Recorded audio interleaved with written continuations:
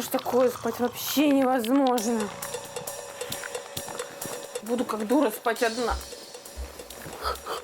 Надо к какому-нибудь врачу сходить, выяснить, что делать с храпом. Здравствуйте. Здравствуйте. Александр Евгеньевич, я сегодня, видите, со всей семьей. Катя, Алексей, Настя, ну вот вы все пришли, молодцы какие. Папа храпит у нас. Поскольку вы у нас отоларинголог, это, наверное, по вашей части. Так, Алексей, когда вы начали храпеть? Вот я его 5 лет знаю, все 5 лет он храпит. Я думаю, что лет с 20. Давайте посмотрим Алексея.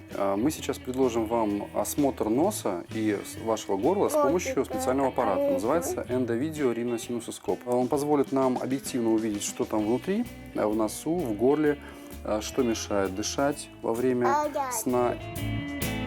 Дышите носом глубоко.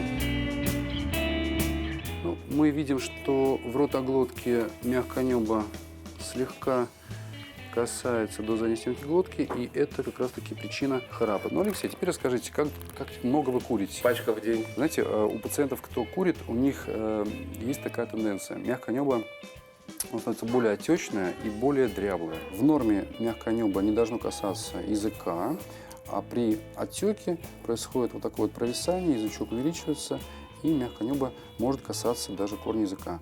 И когда оно касается задней стенки глотки языка, происходит то, что называется храпом. В легкой стадии храпа, когда нет остановок дыхания, и пациент себя чувствует удовлетворительно, он высыпается, только страдает супруга, то я рекомендую обычно криолечение, и этого достаточно. Пациент практически однократно приходит к лор-врачу, мы обрабатываем ваше мягкое небо с помощью жидкого азота, оно замерзает, а потом происходит рассасывание этого хронического отека. Вторая стадия, которая характеризуется все-таки периодическими остановками дыхания во сне, подлежит хирургическому лечению с помощью лазера.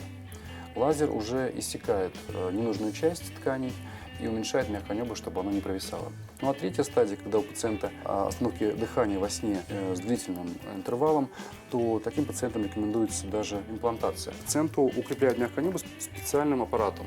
Вот такой вот способ сейчас считается наиболее современным. С помощью такой имплантации мягкое небо становится более плотным, и оно не дребезжит. Я слышала, что когда бросаешь курить, очень помогают семечки. Сидишь, ешь, и рот, и рука заняты, попробуем. Да.